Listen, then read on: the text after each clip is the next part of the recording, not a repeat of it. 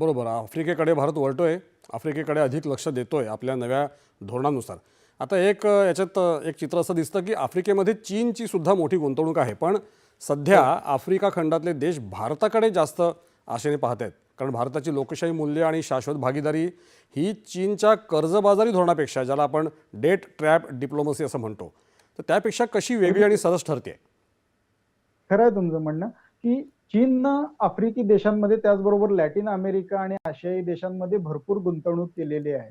चीनचे अध्यक्ष Xi Jinping यांचा अगदी आवडता प्रोजेक्ट जो म्हणतात pet project, belt and road initiative BRI, त्याच्या मार्फत चीननं जगभरात भरपूर गुंतवणूक केलेली आहे.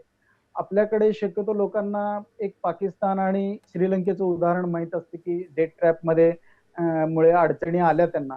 पण अशा जवळ-जवळ 60-65 देशांच्या वर इकॉनॉमीमध्ये चीननं भरपूर गुंतवणूक केलेली आहे. आपल्याला एक चाबहार आपण विकसित करत होतो आणि त्याच्या बाजूला पाकिस्तानमध्ये ग्वादर बंदरामध्ये चीननं गुंतवणूक केलेली होती.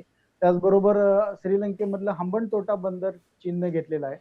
हे एक 2-3 नावं सोडली तर आपल्याला अजून फारशी नावं माहिती नाहीत. पण प्रत्यक्षात जगात चीनने विविध 65 एक देशांमध्ये मिळून जवळजवळ 100 बंदरांमध्ये गुंतवणूक केलेली आहे. आणि हे सर्व देश हळूहळू चीनच्या डेट ट्रॅपमध्ये किंवा सावकारी पाश ज्याला म्हणायचे पूर्वी, तशा सावकारी पाशात सापडायला लागलेले आहेत. आणि हळूहळू त्यांना आता उमगायला लागलेलं आहे, की आपण काय चूक केली आणि चीनच्या कच्छपी लागून आपण आपलं सार्वभौमत्व गहाण टाकलं. हे अनेक आशियाई, आफ्रिकी आणि लॅटिन अमेरिकी देशांना समजायला लागलेलं आहे.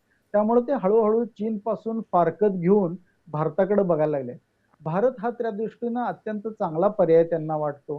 कारण भारताचे संबंध हे सावकाराप्रमाणे कधी नव्हते. भारतानं कायमच मानवी मूल्यांना अत्यंत महत्त्व दिलेलं आहे. बरोबर. आणि स्वातंत्र्यपूर्व काळापासून आफ्रिकी आणि लॅटिन अमेरिकी किंवा आशियाई देशांशी भारताचे संबंध आहेत.